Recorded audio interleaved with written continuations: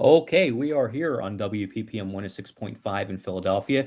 This is Hall Monitor, the program where we will discuss local government, city politics, consumer affairs, and much, much more.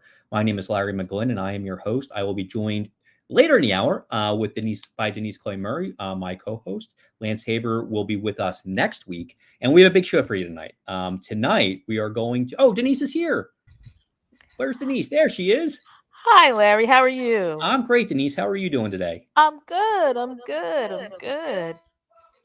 So we have a big show tonight. Two big interviews. One with Councilmember Isaiah Thomas and another with Councilmember David O. And we spoke. So some of these interviews, they had similarities in these interviews, but also some key differences. Because we wanted to talk a lot about like what's going to be happening in this spring session and what are we looking at for budget. And we have two very different viewpoints on that, plus some other different things that the council members are working on. Well, one of the things that was similar, and it was, and it kind of stood out for me, was the attention to the arts. David O, for those of you who don't know, has been a real proponent of getting Philadelphia's artists out there for the people to see. He does something every year called Philly Live, where it's like an American Idol for Philly acts, and people come to it, and the top prize is a contract to record your music and get it out there. So it was interesting to hear both of them talk about the arts, although Councilman Thomas, as you'll hear in the interview, his proposal was kind of a lot more modest than Councilman O's. Mhm. And it's going to be interesting to see what happens with either or both of those proposals, or anything related to the arts, because I don't think that the mayor's office is really concerning itself with the arts, despite the fact that Philadelphia at one time was making a really nice chunk of change off Yeah, of being a movie set, having television shows set here, and being filmed in the city. Um, I would think that folks would be like, oh, okay, well, that's revenue that we can collect at a time when our wage tax isn't giving us what it used to. that's right. And depending on the year and who comes in and what's happening, you could be talking a couple $100 million in revenue. Exactly. I mean, It's for a significant. while there, you had like a movie with Idris Elba being filmed here. The late Chadwick Boseman, filmed a movie here. The TV show Hack used to be shot in my old neighborhood in Northern Liberties, and I noticed because my car got towed because it wasn't off the lot in enough time. So it was it's kind of short-sighted in a way not to consider that additional revenue. Right. And not to mention your not your movies or your big artistic endeavors, but the everyday artists who actually live here Hmm. and what they do, plus the potential jobs they could create. And that's something we mentioned, we talked about with Councilmember O. But first, I think we'll start with our interview with Councilmember Thomas, Hmm. which we actually recorded last Friday, I believe, but it's still relevant. All Yeah. this is really good. So this is our interview with Councilmember Isaiah Thomas.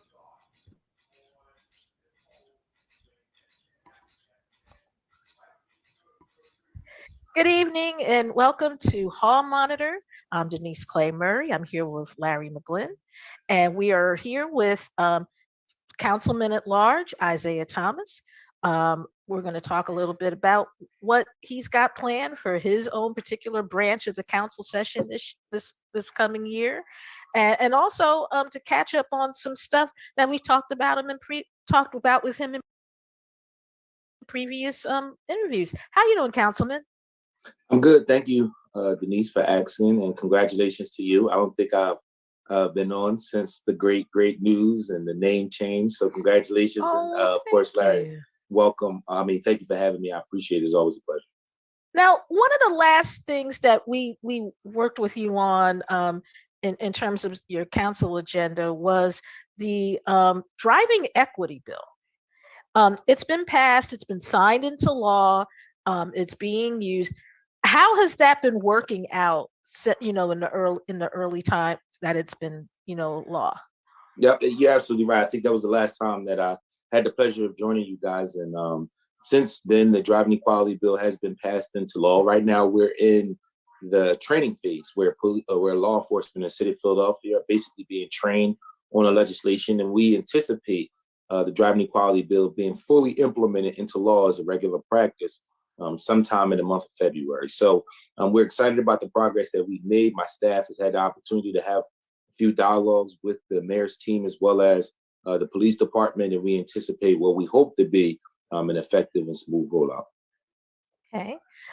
What kind of I had seen on Twitter, because I spend too much time on Twitter, some reactions that people had to the bill, and part of that came from not quite understanding what it does. Has it has it been easier for people to kind of understand what it does? Have you all been able to kind of break it down for people what it does do and what it doesn't do? I think it's been easier for folks who really want to understand the legislation to know what it does and what it doesn't do. I mean, we try to explain it to people and let them know what the 7 violations are and how they're going to be enforced. And just also try to ask people to put themselves in the shoes of the people who are pulled over on a regular basis for these violations. I mean, who would really want to be pulled over for having a car freshener hanging from your window, or because you relocated your license plate, or because you had minor damage to your car, one tail light being out, when often when your tail light is out, you don't know that it's out. So with that being said, I mean, when we have those practical conversations with people and we let folks know what the legislation does, but then we also let them know that, number one, that this was a collaborative effort with the police department, not an isolated situation. But then also we let them know what people still can be pulled over for. And when you think about the things that people can still be pulled over for, those are the things that you want law enforcement essentially doing. When we're talking about speeding, running stop signs, driving recklessly, probable cause, all those things are still within the power of the police department in the city of Philadelphia to pull a vehicle over. So we are working very hard and doing our due diligence to try our best to make sure that the rollout is as smooth as possible. Anytime folks want to discuss the bill, the legislation in depth, we're willing to have those conversations and explain it. But let's be honest, there are some folks who really don't want to discuss the legislation. There are some folks who just want to put us in a position where they're making this seem like it's something that's different than what it is. And I think that we all know that there's a facet of not just social media, but just society in general that don't want to see things work, especially when you're talking about things that have a disproportionate impact on people of color. Okay.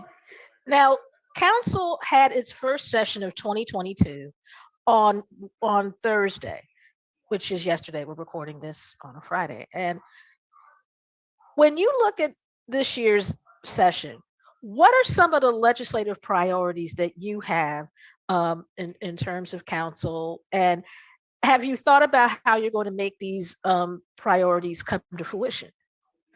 So I think first and foremost for all of us is redistricting. Although I'm not a district council member, something that impacts the entire city is something for the listener audience that's done once every 10 years. So when folks were screaming at you to do the census, this is one of those things that's a ripple effect of the census data that was completed a few years ago. So passing the new districts is going to be a big priority to start off our council session. After that, our basic fundamental function as council members is to pass a responsible budget. So that's going to be a priority to us. And when I look at legislation surrounding the budget, we do want to look at the tax structure.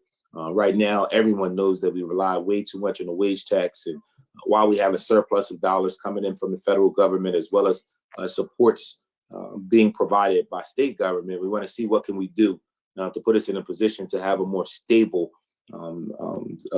tax structure here in the city of Philadelphia. So those are some of my priorities. Of course, I have to make sure that I have the proper follow through with the legislation I already passed. We talked about driving equality, but also to keep it local bill, which is a procurement-based initiative that we really want to make sure we get right as it relates to the city of Philadelphia, but then begin to work with other sectors of government, like the school district and other partners who have those significant procurement opportunities that can really put us in a position where we can grow and help some of our medium-sized Philadelphia-based businesses who employ Philadelphia residents mature a little bit and grow a little bit. So those two are my main focus as far as carrying those legislations too. We talked about other big responsibilities, and then just figuring out what can we do to make the city a little more business friendly, to address the poverty rate, and to hope to have some type of impact on the gun violence that we're seeing as it relates to our municipality. Of course, the bread and butter of everything I do is working with youth and young people, and that won't stop. That advocacy will still continue, and those resources and programs will hopefully be bigger and better this year.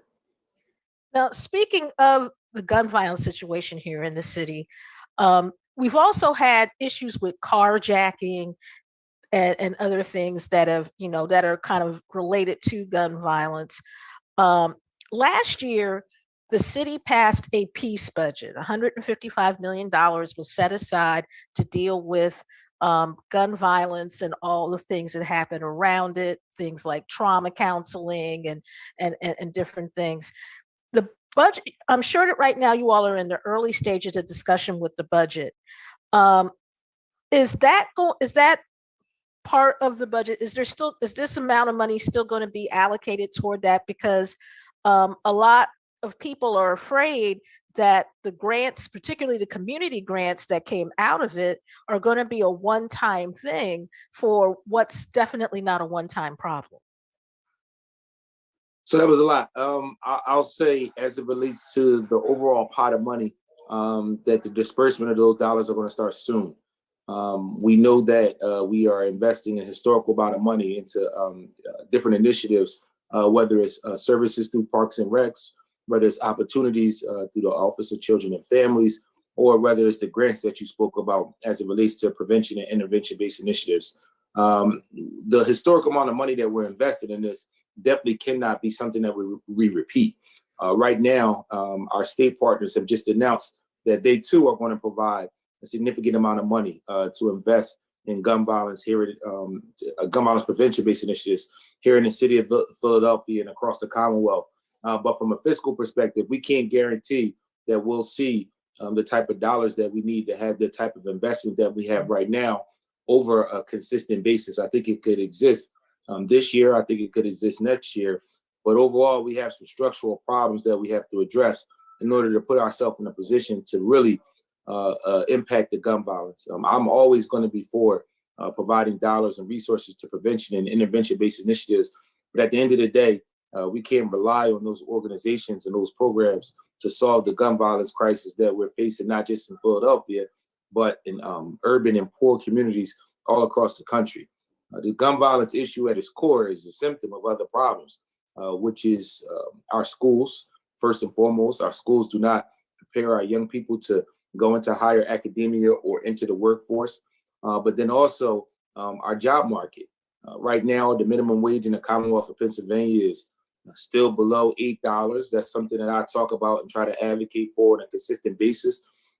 But then also the majority of the jobs that we're attracting in the city of Philadelphia are low-wage jobs that pay $50,000 a year or below. So while we are trying to do our best on the government side to put us in a position to fight for a minimum wage, to improve the quality of our schools, simultaneously, we have to recognize that government can't employ everybody. So what are we doing to attract businesses and jobs to the city of Philadelphia to put us in a position to have a more competitive market as it relates to providing quality opportunities where people can wake up every day, work one job, and that one job provide a quality living for themselves and their family. Unfortunately, right now, most people have to work 2 and some 3 jobs just to keep a roof over their head and keep the lights on. Okay, I'd like to bring in Larry McGlynn. Do you have any questions, Larry? I do. Thank you, Denise. And Councilmember, thank you so much for being with us. Of course, thank you for having me. For us, budget season is one of the most interesting times of the year. And in the budget hearings, they're very informative and I think very important. As we move into budget season and maybe thinking about those budget hearings in particular, is there anything specific that you're looking out for? Anything that you think is really fundamentally important? How much time do you have? All the time you need, All the Councilman. time you need. Well, we're generous. I mean, I'm on the appropriations committee. So when budget time comes around, that's the hat that I probably wear more than any other hat. And basically, we're looking at a lot of different things. you could start with, well, I won't talk about taxes and tax structure because I already mentioned that, but that'll be something that we keep an eye on. Overtime spending is a significant issue in the city of Philadelphia. We did a much better job last year as it relates to overtime spending for city employees. So as we think about how many dollars we allocate for different departments, we also want to look at what we did in previous years as it relates to overtime spending. We also like to try to have effective dialogue and make sure that we're efficient as it relates to funding for our row offices. We've seen some significant increases as it relates to dollars that go into our row office, predominantly looking at cost of living increases for city employees, as well as other requests for special projects and other initiatives that exist. So we try to monitor that from the appropriations committee as well too. We then have to think about our capital investment initiatives. Capital investment is something that people don't really talk about, but it's something that's really important because those are the things that the city are investing in over a significant amount of years that often impact the infrastructure of our city. So what is the capital budget going to look like as it relates to various and different projects?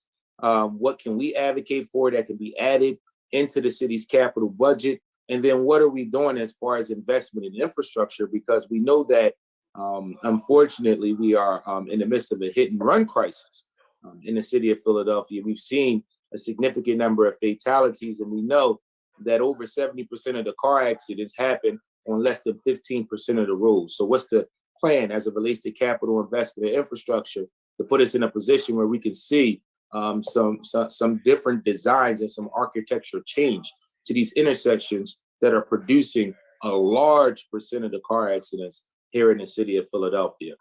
Then outside of that, we got to go into programming stuff, right? So who are we relying on, not just for those gun violence dollars, but at the end of the day, we have a ton of dollars that go to OST-based initiatives, behavioral health initiatives, and other programs that are supposed to put us in a position to improve the quality of life for those that are in need the most.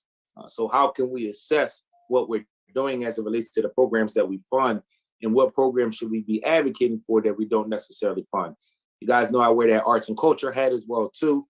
So thinking about what we're doing around staffing and positioning in the commerce department, and then what are we doing as it relates to L&I and regulating some of the things that's happening in nightlife that aren't necessarily positive, so we can put ourselves in a position to responsibly expand what businesses and business owners and constituents in the city of Philadelphia can do as it relates to nightlife activity. I'll stop right there. You see that this is, my passion. Budget season is when we really are responsible for assuring that we're making decisions and moving in the best interest of the constituents of Philadelphia. And, as much as I feel like I know, we're always learning more and more about this $5 billion plus dollar budget that we have as it relates to the city of Philadelphia. I think if we were to pick a theme for your first term in council, equality would probably be one of the major things we would talk about, not just because of the driving equality bill, but because of other initiatives you've put forth. As we come out of this pandemic, which hopefully we're starting to see now, I feel like we've learned a lot. Some things maybe we already knew, but maybe the depth of some of the problems we have. As we come out of this, what are some of the best ways that Philadelphia can be more equitable as we move forward? When you say Philadelphia, do you mean us as government, or do you mean the entire municipality? What I'm thinking of is the poverty rate. Okay. And the ways that we can take maybe some of the lessons from the pandemic and really look at how we drive that poverty rate down. So I think for me, it starts with local procurement.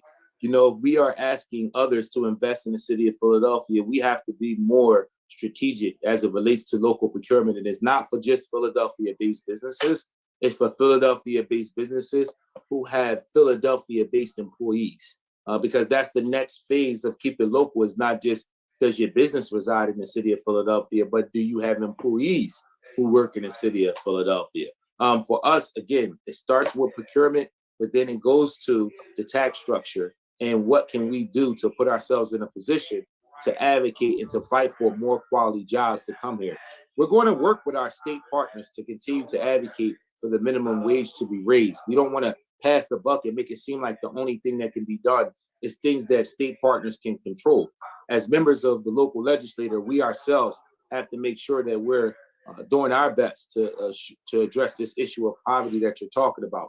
We also want to see more collaboration with local businesses as well as the corridors and the corridor leaders across the city of Philadelphia. We know that brick and mortar businesses are in jeopardy right now because of how many things are virtual and what's happening online. So we're trying our best to step up to provide grants, to work with organizations like PIDC to help provide funding and resources to give those Philadelphia-based businesses an opportunity to not just save themselves, but more importantly, to scale up and to improve what it is they offer and how they're able to employ constituents across our city. It's not easy. I mean, poverty is a big issue. And when you look at some of the investments that we've had as a city council, you can see that we've done everything from making grants possible to the most disadvantaged folks in the city of Philadelphia, to making loan opportunities possible for homeowners to be able to do repairs in their house. There are a ton of initiatives that have come out of this council body to be able to try our best to combat the poverty that we see. But unfortunately, until we have a market that's able to put people in a position where they can have a better wage and a quality job, right now, all we're doing is putting a Band-Aid on a bullet wound because, again, you don't see much movement in a poverty rate, but part of the reason you don't see movement in that poverty rate is because we're trying our best not to push people out of Philadelphia, right? Like a lot of times when you see poverty rates move in city, you see a shift in population. And I don't think that we've seen that significant shift in population. Clearly, some folks have left Philadelphia. And if you're in communities of color, you know that a lot of people are trying to make it out of Philadelphia. Our biggest goal this council session in this calendar year is to change that philosophy, especially in communities of color, to make it in Philadelphia instead of make it out of Philadelphia. And the last thing I'd like to ask you about, we've talked a little bit about your goals for the spring session and a little bit about, the redistricting and the budget season coming up. When you look at city council and you speak to your colleagues, are there any other key goals that you see city council undertaking in this spring session?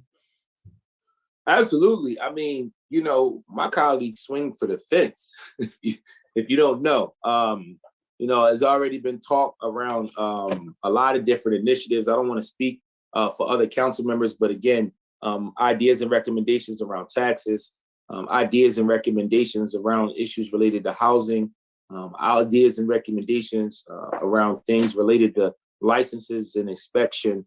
I think that folks are really going to try to put themselves in a position to really see some significant change as it relates to taking risks and becoming more efficient as a city. Because at the end of the day, the type of stimulus dollars that we have right now, although it's not, it's not something that can really break the bank, it is enough where you can take a risk. And it's going to be a matter of who can convince folks that their idea is the best idea. So I think that you'll see a lot of movement, activity, recommendations and suggestions. And look, let's be honest, there's no secret that a lot of my colleagues are looking at the second floor and contemplating this idea and the possibility of running for mayor. So some folks, this might be or could be some of the end of their careers as it relates to working in the legislative branch of government. And anytime you're coming to the end of anything in life that you're proud of as it relates to the body of work that you put together, you're going to try to finish it with the exclamation point. And I don't think any of us in any of our professions or careers can deny that natural and innate that's within all of us. Dr. King called it the drum major instinct, right? Like we just celebrated Dr. King's legacy, but he called it the drum major instinct, just this idea of recognizing what it means to want to have that reward and that legacy that looks at and relates to you. So I'm sure you'll see some phenomenal things that I don't even know about as it relates to ideas and recommendations coming from my colleagues on council. And I'm excited to work with them to see, what can we do and what can we continue to come up with to improve the lives of the citizens of Philadelphia. I'd like to turn it back over to Denise Clay Murray here on WPPM 106.5. Thanks, Larry. I have one last question for you, Councilman, and it kind of piggybacks on something that you just said about making people want to stay in Philadelphia instead of striving to get out. One thing that has always fascinated me as someone coming, I'm an Army brat from New Jersey, and I kind of came to Temple and never completely left. So how do you get, I guess, how would you propose to make it so people want to stay here? Would it be a marketing program? Would it be through better jobs? Because I've never understood why people who are from Philadelphia don't understand just how cool a city this is.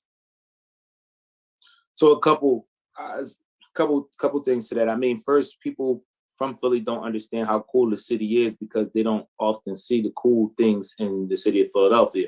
Philadelphia is a city of neighborhoods, and far too often young people grow up and don't spend much time outside of their neighborhood. So they don't know about a world-class art museum on the Parkway. They're not sure about a phenomenal African-American museum. They haven't had the opportunity to visit a world-class zoo or go to a lot of the other phenomenal places that we know exist in the city of Philadelphia that makes our city a world-class city. They haven't been to that concert at the Mann Center or had the opportunity to enjoy what we call the Stadium District. They don't even know what that is. And so at the end of the day, a big part of the reason why people try to make it out of Philadelphia is because Philadelphia, for far too many people, is the place where they've experienced the most trauma, the most pain, and the most hurt. And they feel like the best way to deal with that is to remove themselves from a situation so that they don't have to experience that trauma, that pain, and that hurt again. I think for us, what we want to do first and foremost is address the poverty and the crime, right? Because that is what's creating the trauma, the poverty, the crime more of a symptom of the poverty, and the poverty being something that works hand in hand with the lack of quality education. So we are trying to hit those two issues at its core, which we hope in turn will have an impact on the crime and the gun violence that we see. But then, of course, Denise, you know much better than I do that the marketing side is going to have to exist. Last year, we started talking about this idea of running this campaign called Choose Philly, where we would encourage young people who are seniors in high school to choose Philadelphia-based universities instead of going other places. We did it on a small scale just to kind of see how it would land with messaging and things of that capacity. And there were some pros and there were some cons. But at the end of the day, the marketing side can't begin until the foundational issues are fixed. And we are constantly talking and working to figure out what do we do about the poverty rate? What do we do about the schools? And once we feel like we have a hold on those two things, I think the marketing side becomes a little bit easier. And when we're encouraging young people graduating from high school to choose Philadelphia, it makes sense. When we're talking to that entrepreneur who just graduated from college and they want to start their own business, and we're encouraging them to choose Philadelphia, it makes sense. But right now, as a city, we have a lot of holes. We have a lot of deficiencies. We have a lot of things that just don't work for us. I talked about a few, but there are more, right? Like we know our public transportation system right now has some significant issues. We know our prisons right now have some significant issues. I talked about issues around infrastructure and other issues as it relates to our city. So it's a lot going on that we have to deal with. But in order to really change the narrative around what it means to grow up in North Philadelphia or West Oak Lane or West Philadelphia or South Philadelphia and say, you know, I want to make it in Philadelphia, we have a lot of work to get there, right? And it's even thinking about that entertainer who feels like they have to go to New York or Atlanta or out to the West Coast to maximize their potential. You know, how can we put ourselves in a position where that artist, that musician, that actor or actress can cultivate and maximize their abilities and their talent while still residing in the city of Philadelphia? Again, we got a lot of work to do to get there, but if other places were able to get there, I'm very optimistic that we can do it as well too. Okay, thank you so much. That's Councilman Isaiah Thomas, Councilman at Large. Thank you so much for sharing your time with us and sharing your ideas. And we really appreciate it. Thank you for having me. It's always a pleasure to join you guys, Larry and Denise. And you know, anytime you want to invite me to talk a little politics, I'm I'm more than willing to make myself available to have these in-depth conversations. I always appreciate your questions and appreciate the opportunity to ramble a little bit. So thank you. All right, that was our interview with Councilmember Isaiah Thomas. Denise, I think that went pretty well. It did. And what I like about Councilman Thomas is that he's really thought out a lot of these things. And when you're talking to someone who's really thought them out, that allows us to give our listeners and viewers the best information possible. So, I really appreciate that. Right, and and if there's something he hasn't thought about, he tells you. And he says, "This is I don't know, and this is what I'm thinking about right now." And later on, we'll talk more about. I appreciate that as well. So everybody is listening to Hall Monitor here on WPPM 16.5 in Philadelphia. I'm Larry McGlynn here with Denise Clay Murray, and Denise, we have another interview. Yes. Councilman David O., who's also a councilman at large, joined us today, in fact, a couple hours ago, to talk about some of his council agenda and some of the things that he's had to make adjustments to since there is no longer a set minority party in city council, which, I thought that how he talked about that was interesting. So here is our interview with Councilmember David O. Okay, we are here on WPPM 106.5 in Philadelphia with Councilmember David O. Councilmember, thank you so much for being with us. Thank you very much. Good to see both you and Denise. So, Councilman, the first thing I'd like to ask you about, you put up a bill that would help create an elected school board. Where are we with that bill? And is it going to have a hearing anytime soon? So, yeah, I introduced a bill that would create a majority elected school board.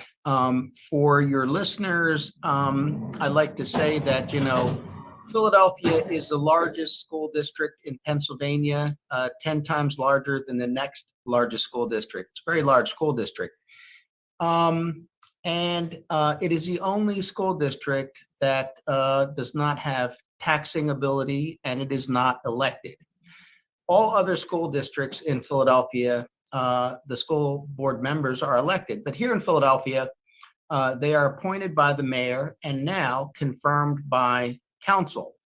And that's always been the case. Sometimes I hear people say, like, we used to have an elected school board. No, we never had an elected school board since the creation of this school board and before. We're talking early 1900s. It's always been an appointed school board.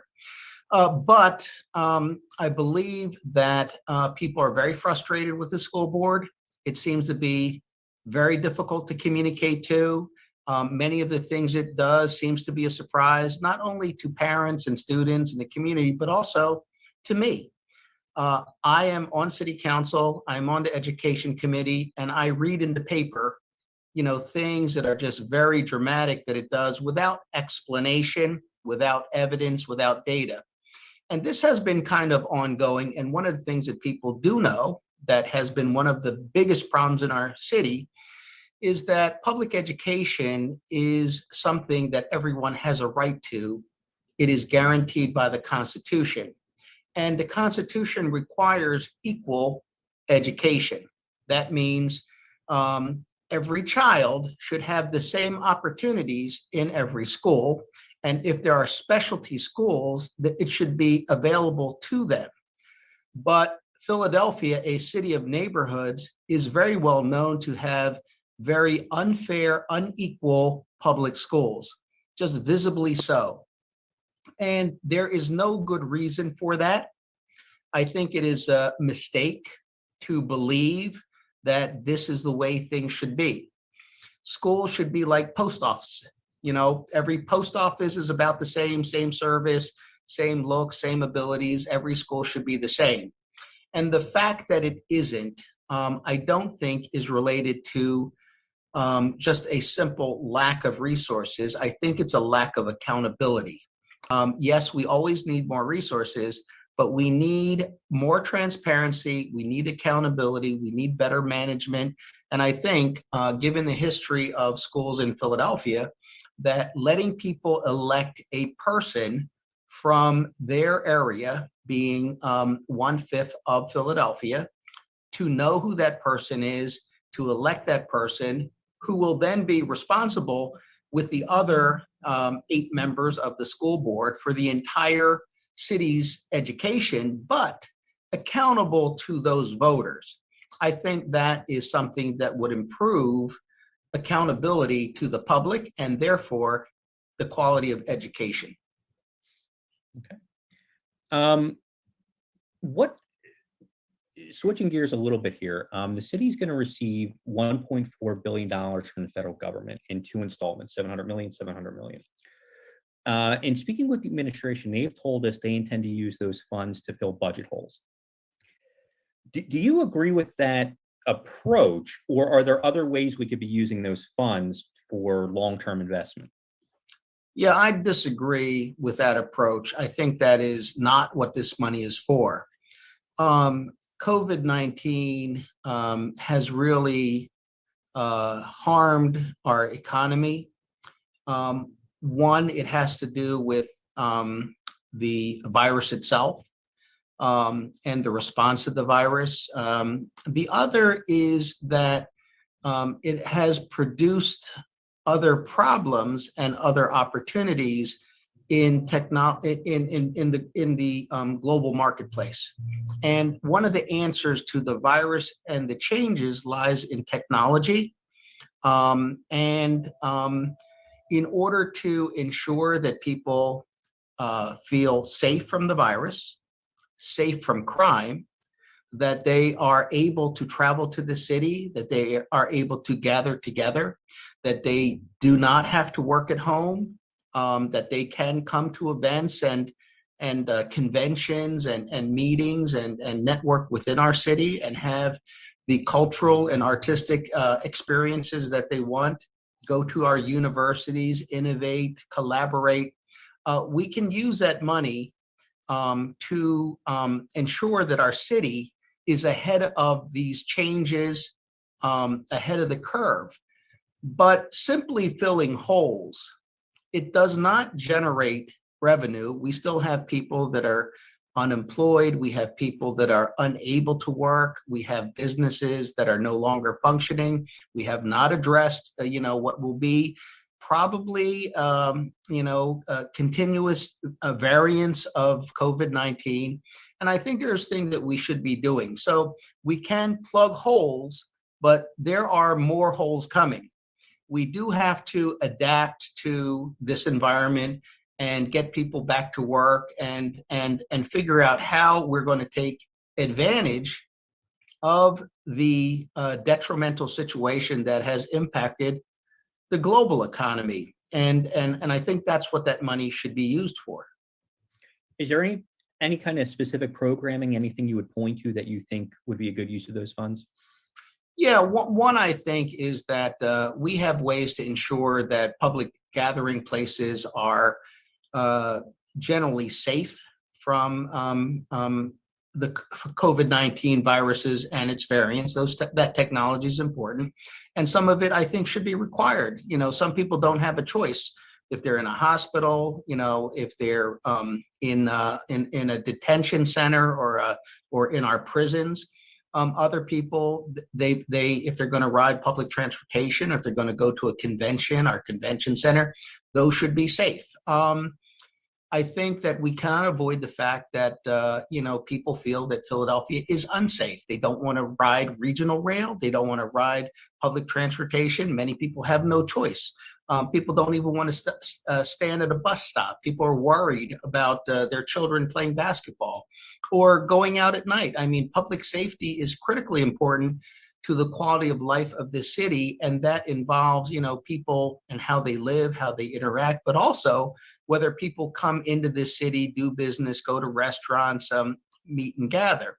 I think, for example, that we should have our top people looking at the changes in the worldwide economy and figure out how we're going to be competitive.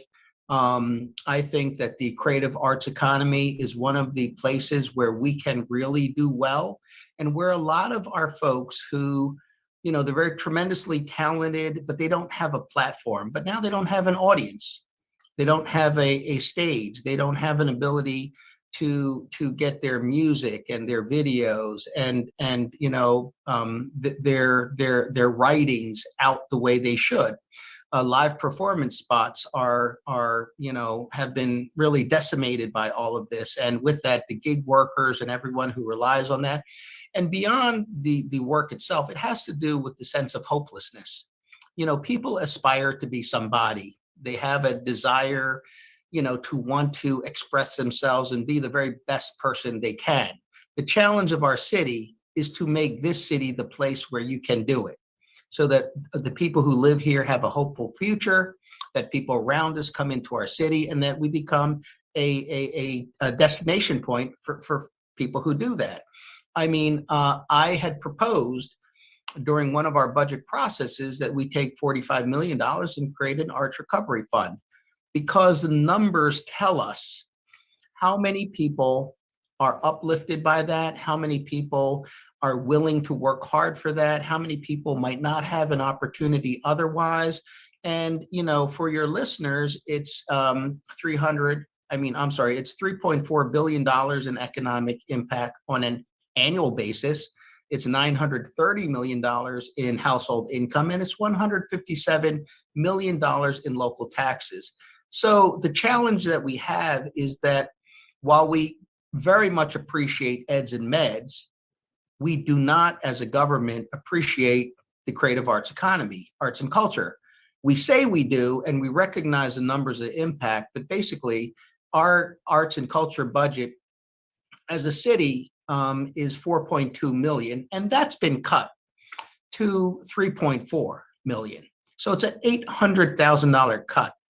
And I think it is grossly misrepresented as like an increase in arts funding, the way it's spun out, the way it's been conveyed in the media.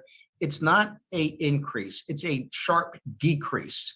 And, when you compare it to other cities like Chicago that instituted a $60 million arts recovery fund, New York and their budget, which is over $100 million. When you look at who's working, who's not getting themselves involved in criminal activity because they believe that they can become the person they want to become, and all these other opportunities. I think there are many, many reasons why this city should be investing in the restoration and the expansion of the arts economy. Finally, I'd like to say, when you get on Netflix, as we all do, or Amazon these days, you have got so many foreign films. In my day, I went to the video store, and you might find a back shelf of foreign films, right? You don't have much of a selection. Young people today, they just naturally have a selection, and they are used to watching films and TV shows in all different languages and all kinds of things. In the middle of COVID, when we were not producing television and movies in America, Netflix announced they were investing $500 million into Korean TV shows and films. The technology, the safety, how to do that. Look at K-pop, BTS. These are things that, not too long ago, they were not really as impactful in Korea as they are today. Several things happen in the US, Napster and all that did not impact, for example, South Korea. And they have the money, and now they are a global phenomenon. But that has as much to do with our failings as it has to do with their abilities. And so for us, we sit on some very, very talented people, which I'm making a statement of fact, not opinion, as shown by all the Philadelphians that are, tremendously involved in many areas of the creative arts economy, but it is difficult for them to get ahead here in Philadelphia. And when they become successful, they rarely come back to our cities, and they do express that. But, it is something that we can and should do. I am now working with the state, by the way. My bill was defeated, along with the restoration of the arts funding. And I have gone to the state, and I hope the state will fund this creative arts economy, recovery fund. And not to get too far off topic, but I talk about this regularly, actually. There was a hearing that you held before the pandemic. I believe it was mostly with people who make clothing. Fashion, fashion industry task force. It was the biggest, the most attended committee hearing I'd ever been to. And I remember speaking to some of the people who, there were issues with taxes and making their clothing, I think, in Allentown, and then bringing it here. They wanted to make it here. And they told me that what they could do is design the clothing and take Philadelphians, train them on the sewing, and they could have jobs. Yes. And I thought, geez, that's perfect. How can we do more of that? So what you're saying is fundamentally important and creates not just one job, but could have a ripple effect. Yeah, economic engines. In other words, when you look at that hearing, there's a diversity of people, gender, race, all kinds of different people at various levels of the fashion industry. And what happens is there's urban fashion, there's high fashion, there's small batch manufacturing. But what's happening in New York is the fashion folks are leaving, and they're looking, where to go. And one of the problems we have in our city is our $4.2 million in money for arts and culture is primarily nonprofit organizations that serve the public, and that's wonderful. And so for every dollar we give them, they serve people in the neighborhood, and they help with music education and art training education, not training, art education, things for kids to do, and things like that, dance groups, all those type of things. But it's nonprofit. Other than that, the city sometimes will support like the orchestra, which is valuable to our city as an international ambassador, the ballet, things like that. What is missing is we do not support our residents and community members in creating jobs and paying themselves and becoming economically self-sustaining, or doing urban fashion or those type of things. And we are not incentivizing these manufacturers to do what you said. Base yourself in Philadelphia, train people, give them a high skill, let them get paid, put food on the table. And a lot of our folks, they aspire to be like Jay-Z or Beyonce. They are not in it for the money per se, but they are not looking to be poor either. They are looking to be the best artist they can, the most successful, the fame and everything else that comes with it.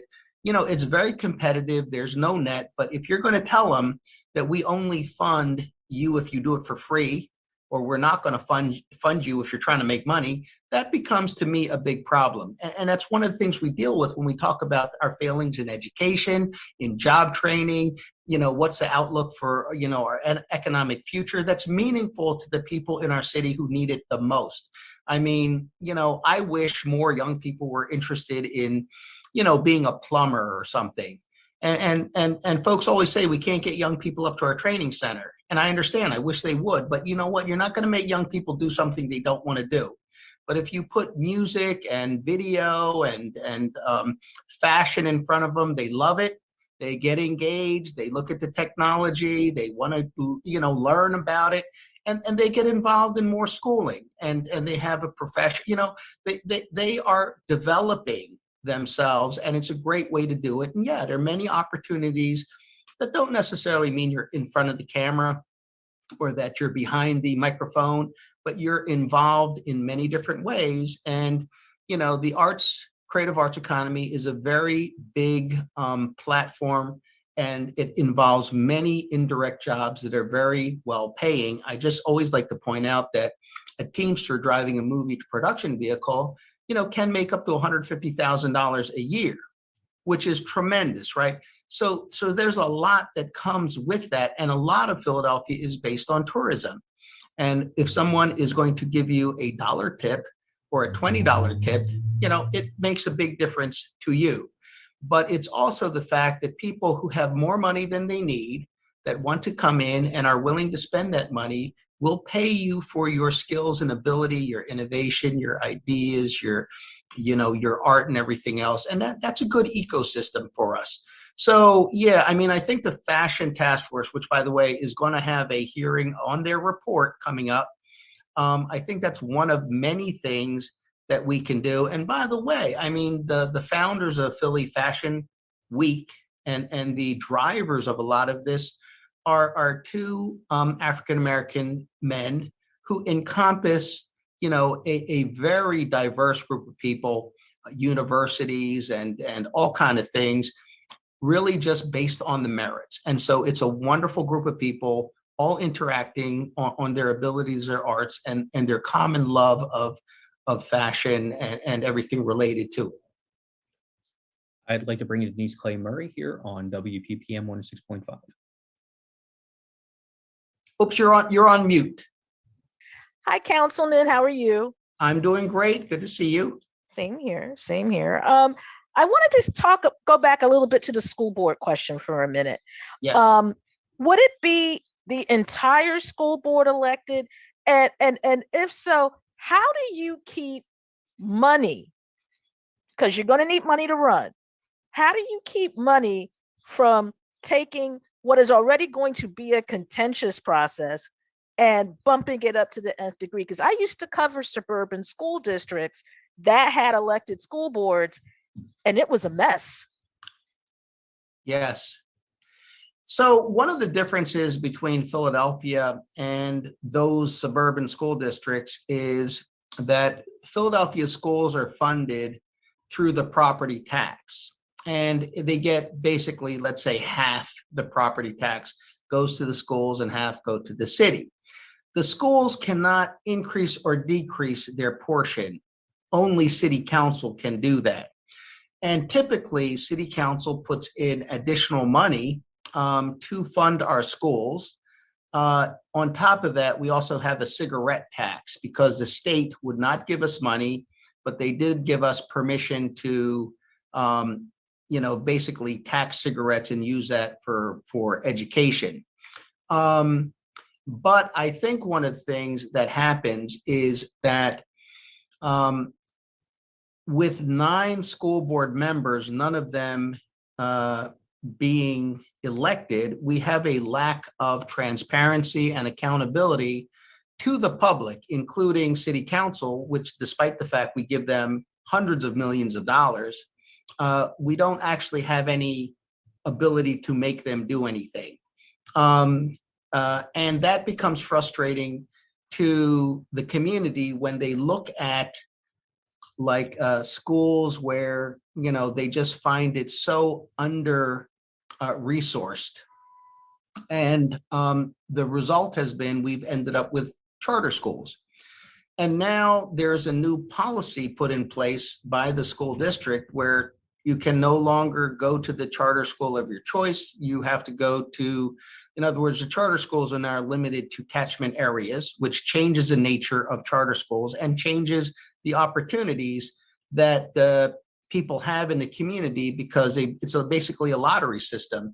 And so instead of just applying to every possible charter school and hoping to hit a lottery, because there's no other selection process, you're limited to your catchment area. But if we had good quality neighborhood schools, that might not have been where we've ended up. People are expressing themselves by what they choose to do. And there is a lack of charter schools because people want more than what is in their neighborhood. I do think that the mayor is very important to the Philadelphia education. And the way that is right now, the mayor nominates 9 members and then council confirms them.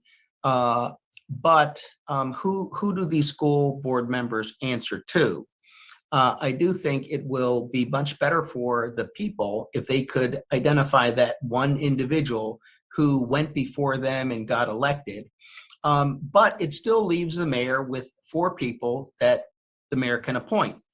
And I do think that one of the reasons why the appointment process should be a good process and can be a good process is because many very capable people, especially those who are very accomplished in their fields, do not want to subject themselves to the election process. It can be a very nasty process. It has a lot to do with who's backing you, those type of things, and they rather not do it. I do think that if the mayor were to appoint really well qualified people, then I think this would not be a problem. But the credibility of the school district has been, at times, shaky, and at times, just a complete lack of confidence. And I think that giving people some input and say into who is going to respond to them, explain why, for example, these schools in their neighborhood are in such poor condition, why the library doors are locked, why the bathrooms are locked, why there isn't drinkable water, all those type of things. I think that is a level of responsiveness people need, and certainly something that I would like to see. I think when it comes to how the money is divided, that is very difficult for me because I don't know where the money is being used, and I cannot get an answer under these circumstances. And if that's troubling for me, it's troubling for the average person out there. I will finally say that, for example, one of the things that I try to do is I've tried to take back the funds of on-street parking and control of on-street parking, which the Philadelphia Parking Authority has taken over in order to fund the schools, which it has not done. It was taken over expressly because the state said, we are now responsible for funding Philadelphia schools, and we need $45 million a year to do it, and we don't have the money, so we're seizing the Philadelphia Parking Authority to fill this state need, and that has never been done. And to me, the seizure is illegal, and I did introduce a bill. It has not passed. I hope that it will pass. I believe there is basically the $45 million per year there for schools. And that is before the parking authority expanded itself and consumed internally the funds. And up until COVID-19, it was a much larger entity spending a lot more money. Some will say wastefully.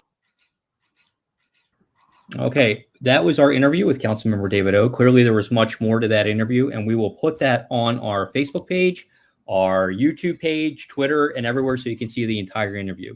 But we would like to thank Councilmember O for being with us and sharing his opinions with us and any news that he has about the upcoming legislation. Denise, I thought he was, as always, very forthcoming. Yeah, and he'll answer any question you ask him. Sometimes it takes a while, but that's what we like about him. He goes in depth. So we have a big show next week. Lance will be back with us, and we're also going to have Kadita Kenner with us from the New Pennsylvania Project. From the New Pennsylvania Project, talking about redistricting, which is one of the big themes around here as well. So Denise, thank you as always. Oh, you're welcome. Thank you. And we will see you all next week. You can see us on hallmonitor.org, hallmonitor WPPM. That's our Twitter handle, our Facebook page. It's everywhere. We're everywhere now. And you'll be seeing more of us. So thank you so much for being with us, and we'll see you all next week.